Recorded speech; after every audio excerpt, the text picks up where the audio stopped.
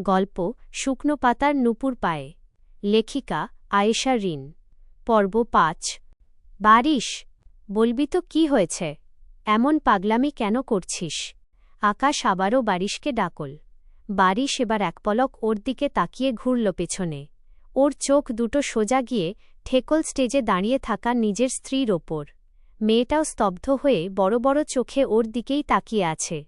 বারিশের নজর গেল এবার ঝিলমিলের পাশে দাঁড়িয়ে থাকা আলতাফ চৌধুরীর দিকে। তার ভেতরে আবারও রাগ চিলিক দিয়ে উঠল। খটকা লাগল নিজের মনে। আলতাফ চৌধুরীর মেয়ের জন্য কি ও একটু বেশি বাড়াবাড়ি করে ফেলছে? বারিশ পরক্ষণেই আবার ঝিলমিলের দিকে তাকাল। মেয়েটা তো এখন অন্য কেউ নয়, ও বারিশের নিজের স্ত্রী। নিজের বিবাহিত স্ত্রীকে নিয়ে কেউ এমন নোংরা কথা বলবে, আর বারিশ শেহরিয়ার তা মুখ বুজে শুনে দাঁড়িয়ে থাকবে? অসম্ভব। যা করেছে ঠিক করেছে। ঝর্ণা বেগম হন্তদন্ত হয়ে বারিশের পাশ ঘেঁষে এসে দাঁড়ালেন। ছেলের এমন কাণ্ডে তিনি যেমন ক্ষুব্ধ তেমনই লজ্জিত। কড়া গলায় বললেন, জারিফ কি এমন অন্যায় করেছে যে ওকে সবার সামনে এভাবে মারতে হল? বারিশ মায়ের কথার কোনো উত্তর দিল না। তার চোখ এখনও ঝিলমিলের দিকেই আটকে আছে। ভারী লেহেঙ্গা আর গহনার জাঁকজমকে আজ মেয়েটাকে একদমই চেনা যাচ্ছে না। একটুও বাচ্চা বাচ্চা আর খামখেয়ালি দেখাচ্ছে না। ছেলের কোনো সাড়া না পেয়ে ঝর্ণা বেগম আবারও ডেকে উঠলেন, তরঙ্গ, কিছু জিজ্ঞেস করছি তোমায়, উত্তর দাও। চোখ ফিরিয়ে মায়ের দিকে তাকাল বারিশ। ওর চোয়াল এখনও শক্ত। অত্যন্ত শীতল গলায় খুব সংক্ষিপ্ত উত্তর দিল, অন্যায় করেছে তাই মেরেছি। আমিও তো সেটাই জানতে চাইছি, ও ঠিক কি করেছে? ঝর্ণা বেগম পিছু ছাড়লেন না। তুমি আমার কাছে কৈফিয়ত চেও না আম্মা। আমি অন্তত এই বিষয়ে কাউকে কোনো জবাবদিহি করতে পারব না, অবাধ্য স্বরে বলল বারিশ। কথাটা শেষ করেই সে ধীরস্থির পায়ে হেঁটে আবারও স্টেজের দিকে চলে এল। নিজের ভেতরের সবটুকু ঝড় আড়াল করে ফেলল সে। একদম স্বাভাবিক, শান্ত ও ভদ্র মুখ করে আমন্ত্রিত মেহমানদের সাথে এমনভাবে কথা বলা শুরু করে দিল যেন একটু আগে এখানে কিচ্ছু ঘটেনি। নূরজাহান চৌধুরী বারিশের দিকে একটু এগিয়ে এসে নিচু স্বরে জিজ্ঞেস করলেন, হঠাৎ কি হয়েছে বারিশ? বারিশ মেহমানদের দিকে তাকিয়ে ঠোঁটে একটা আনুষ্ঠানিক মৃদু হাসি বজায় রেখেই দাদি শাশুড়ির দিকে আড়চোখে তাকিয়ে একদম মৃদু আওয়াজে বলল, এটা নিয়ে আর কোনো প্রশ্ন না করলেই খুশি হব দাদিমা। নূরজাহান চৌধুরী আর কথা বাড়ালেন না। ঝিলমিলের কোলে থাকা ৩ বছরের জিহান বারিশকে স্টেজে আসতে দেখেই খিলখিল করে হাসছে। ছোট্ট দুটো হাত বাড়িয়ে বারিশের দিকে প্রায় ঝুঁকে পড়ে আধো আধো গলায় বলল, বালিশ চাচু, কোলে নেও। মুহূর্তের মধ্যে স্টেজের ওপর উপস্থিত সবাই পুরো থতমত খেয়ে গেল। ঝিলমিল নিজেও বড় বড় চোখ করে তটস্থ হয়ে বারিশের প্রতিক্রিয়ার দিকে তাকিয়ে রইল। অবশ্য বাচ্চাটার আর কি দোষ? বারিশ আর আকাশ বিদেশ থেকে ফেরার পর চৌধুরী বাড়িতে বারিশ যতবার গিয়েছে, বাড়ির বড়রা তো ওকে এই বলেই পরিচয় করিয়ে দিয়েছে। আকাশের সাথে সাথে বারিশও জিহানের চাচ্চু, তাই দুজনকে একই পাল্লায় মাপে সে। তবে বাকিরা থতমত খেলেও এই কাণ্ডে আলতাফ চৌধুরী মনে মনে বেশ আনন্দ পেলেন। বারিশকে ছোট করার সুযোগ হাতছাড়া করতে চাইলেন না তিনি। বারিশ আর চোখে আলতাফ চৌধুরীর সেই মিটিমিটি হাসির দিকে তাকিয়ে নিজের মুখটা আরও গম্ভীর করে ফেলল। তারপর আবার জিহানের দিকে তাকিয়ে নিজের রাগ সামলানোর চেষ্টা করল। ঝিলমিলের কোল থেকে জিহানকে নিজের পেশিবহুল 2 বাহুতে তুলে নিতে নিতে ও বেশ কড়া গলায় বলল, চাচ্চু নয় জিহান, ভাইয়া বলো। দুলা ভাই। বারিশের সুর মিলিয়ে পাশ থেকে আকাশ আর নূরজাহান বেগমও জিহানকে শুধরে দিয়ে বললেন, হ্যাঁ দাদু ভাই, উনি এখন তোমার দুলাভাই হন। ভাইয়া ডাকো। কিন্তু জিহান তো সেই বান্দা নয়। সে নিজের গোল গোল চোখ নাচিয়ে মাথা নেড়ে বলল, না চাচু, বালিশ চাচু। সুযোগ বুঝে আলতাফ চৌধুরী এবার ফোড়ন কাটলেন। বেশ চওড়া এক চিলতে হাসি মুখে ঝুলিয়ে বললেন, হ্যাঁ হ্যাঁ বাবা, ও তোমার চাচ্চুই হয়। চাচ্চুই ডাকবে তুমি, চাইলে কাকা বলেও ডাকতে পারো। ফুলে উঠল বারিশের কপালের রগ। সে ভ্রুকুচকে খ্যাপা চোখে আলতাফ চৌধুরীর দিকে তাকাল। শ্বশুর জামাইয়ের সেই নীরব যুদ্ধ চলতে চলতেই বারিশ আলতাফ চৌধুরীর চোখের দিকে সোজা তাকিয়ে থেকে জিহানের উদ্দেশ্যে কামড়ে কামড়ে বলল, ভাইয়া বলবে আমাকে, মনে থাকবে? জিহান বারিশের রাগ বা গম্ভীর মুখের তোয়াক্কাই করল না। সে উল্টো খুব আয়েশ করে বারিশের গলা জড়িয়ে ধরল এবং তার কোটের কলারটা নিজের ছোট ছোট আঙুল দিয়ে খামচে ধরে আহ্লাদি গলায় বলল, চাচু, আমাল বালিশ চাচু। পরিস্থিতি দেখে ঝিলমিল এবার আর নিজের হাসি চেপে রাখতে পারল না। মুখটা অন্যদিকে ঘুরিয়ে ঠোঁট টিপে হাসতে লাগল। আর এদিকে আলতাফ চৌধুরীরও খুশি। তখন দেখে কে, ওনার বুক গর্বে 10 ইঞ্চি ফুলে গেছে যেন।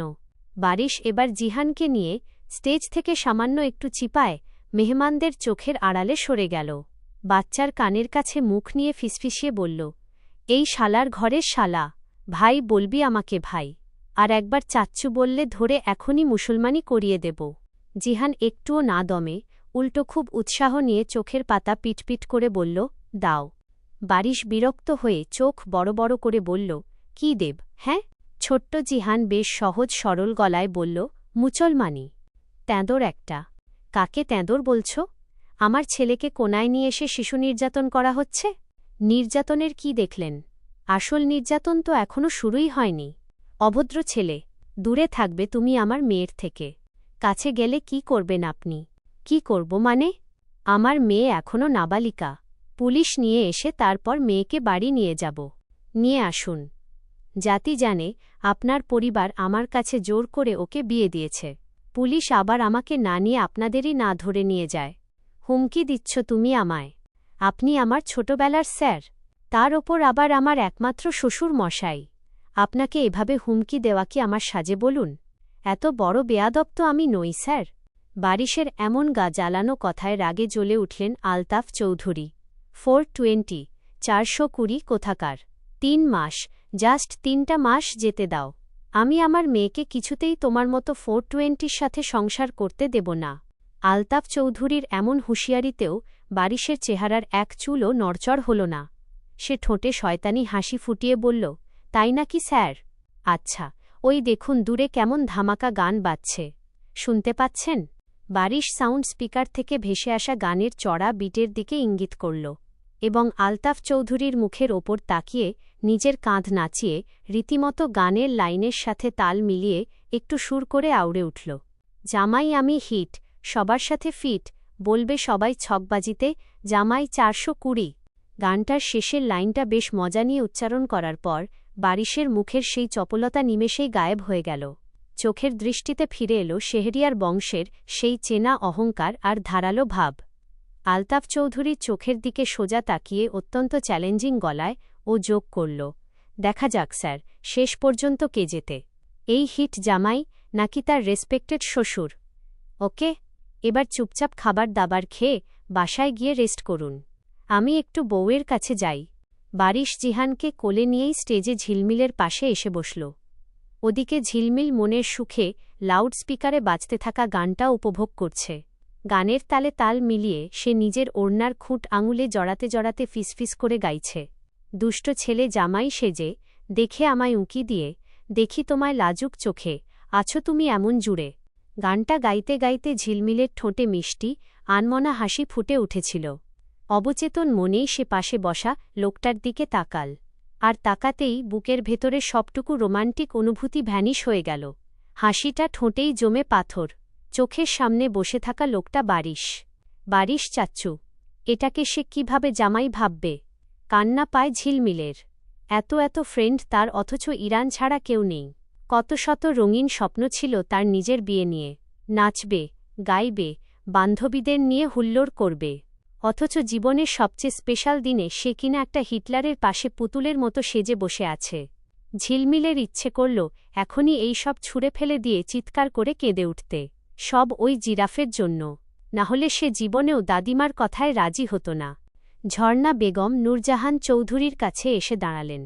যে মানুষটাকে এতদিন আপা বলে ডেকে এসেছেন, আজ তাকে অন্য কোনো সম্পর্কে ডাকতে গিয়েও ওনার গলা আটকাচ্ছে।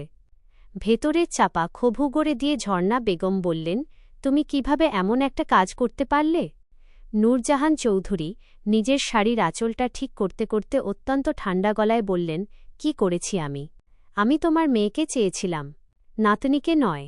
কোথায় আমার ছেলের বউ হওয়ার কথা ছিল তোমার ম্যাচিউর মেয়েটার, আর তুমি তার জায়গায় বসিয়ে দিলে এইটুকু একটা বাচ্চাকে? নূরজাহান চৌধুরী বললেন, তখন ওই পরিস্থিতিতে চৌধুরী বংশের সম্মান রক্ষা করাই আমাদের একমাত্র কাজ ছিল। বিয়ে ভাঙলে আমাদের সাথে সাথে শেহরিয়ারদের মুখও পুরোত, তা তো তুমি ভালো করেই জানো। তাই বলে তুমি পুরো সম্পর্কটাই এভাবে ওলটপালট করে দেবে? বছরের পর বছর ধরে যে প্রতিবেশী সুলভ একটা সুন্দর সম্পর্ক আমাদের দুই পরিবারের মধ্যে রয়েছে তা এক পলকেই তুমি এভাবে বদলে ফেললে। এখন তো আমি তোমাকে ঠিকমতো ডাকতেও পারছি না। কি বলে ডাকব তোমায়? নূরজাহান চৌধুরী একটা দীর্ঘশ্বাস ফেলে অন্যদিকে মুখ ঘুরিয়ে নিলেন। এসব ঘেঁটে এখন আর কোনো লাভ নেই। যা হওয়ার তা হয়ে গেছে। কিচ্ছু হয়ে যায়নি। আমি এই গোঁজামিল দেওয়া সম্পর্ক মোটেও মানি না। এই বিয়ের অনুষ্ঠান মিটতে দাও, আমি খুব দ্রুত ওদের ডিভোর্সের ব্যবস্থা করব। আমার ছেলেকে এই খামখেয়ালি মেয়ের সাথে সংসার করতে দেব না আমি। নূরজাহান চৌধুরীর ঠোঁটের কোণে একটু রহস্যময় হাসি ফুটে উঠল। তিনি বারিশের জেদি আর একরোখা স্বভাবটা খুব ভালো করেই লক্ষ্য করেছেন। তিনি ঝর্ণা বেগমের চোখের দিকে তাকিয়ে সোজাসুজি বললেন, ডিভোর্স করাবে? বেশ তো করাও। আমার নাতনিকে নিয়ে ভেব না, আগে নিজের ছেলেকে মানাও। তোমার ছেলে যদি এই ডিভোর্সে রাজি হয় তবে করিও ডিভোর্স।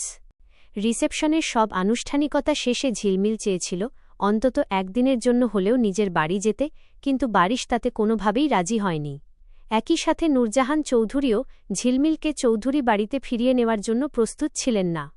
বিয়েটা এমনিতেই একটা বড় ঝামেলার মধ্য দিয়ে হয়েছে, তাই এই মুহূর্তে নাতনিকে আবার বাপের বাড়ি ফিরিয়ে আনা তিনি মোটেও ঠিক মনে করেননি। ওখানেই ওর থাকা উচিত বলে তিনি সিদ্ধান্ত নেন। শেষ পর্যন্ত তারা ঝিলমিলকে শেহরিয়ার ভিলাতেই রেখে তারা নিজেদের বাড়িতে চলে যায়। আমি বুঝতে পারছি না, আপনি মনে হয় খুব সহজেই এই বিয়ে মেনে নিচ্ছেন। আপনি তো রাজিই ছিলেন না। রুমে পা দিতেই ঝিলমিল নিজের ভেতরে তৈরি হওয়া ধোঁয়াশা নিয়ে বারিশের মুখোমুখি দাঁড়িয়ে প্রশ্ন ছুড়ে দিল। বারিশ তখন কোটের বোতাম খুলছিল। বারিশ হাত থামিয়ে অত্যন্ত শান্ত চোখে ওর দিকে তাকাল। বলল, না মানার কিছু নেই। আর তুমি তো সব মেনে নিয়েই বিয়ে করেছ। আগে থেকেই পছন্দ করতে নাকি আমায়? ঝিলমিল তড়িৎ গতিতে মুখ কুঁচকে তীব্র অসম্মতি জানিয়ে বলল, প্রশ্নই আসে না। আমি জারিফকে জ্বালানোর জন্য রাজি হয়েছি। কি বললে? বারিশের চোখের চাউনি এক পলকে পাল্টে গেল। জিভ কাটল মেয়েটা। আমতা আমতা করে বলল, না। না মানে? বারিশ ওর দিকে এক কদম করে এগোতে এগোতে বলল, বলো, আমায় বিয়ে করতে এত সহজে কেন রাজি হলে? কেন আবার? দাদিমার আদেশ ছিল। বারিশকে এত কাছে আসতে দেখে ঝিলমিল ঘাবড়ে গিয়ে পেছাতে লাগল। তুমি যে কত বাধ্য মেয়ে তা আমার খুব ভালোভাবেই জানা আছে। ওর প্রতিটা পদক্ষেপের সাথে দূরত্ব কমিয়ে আনল বারিশ। বলো, কেন রাজি হলে? ঝিলমিল পেছাতে পেছাতে এক পর্যায়ে ধপ করে গিয়ে আটকাল বিছানার পাশে। কিন্তু বারিশের এগিয়ে আসা থামল না। সে ঝিলমিলের ওপর সামান্য ঝুঁকে আসতেই ঝিলমিল আরও পিছিয়ে গেল, যতক্ষণ না বিছানার কাঠের চওড়া হেডবোর্ডের সাথে ওর পিঠ একদম ঠেকে গেল। আর পেছনে যাওয়ার কোনো রাস্তা নেই। লোকটার শরীরের পুরুষালী পারফিউমের সুবাস আর ওর এত ঘনিষ্ঠ উপস্থিতি ঝিলমিলের ভেতরে অস্বস্তি আর দমবন্ধ করা অনুভূতি তৈরি করল। সে নিজেকে অস্বস্তি থেকে বাঁচাতে নিজের নরম দুটো হাত বাড়িয়ে বারিশের চওড়া বুকে হালকা ধাক্কা মারার চেষ্টা করে মরিয়া হয়ে বলতে চাইল, চাচ্চু, বিশ্বাস করুন।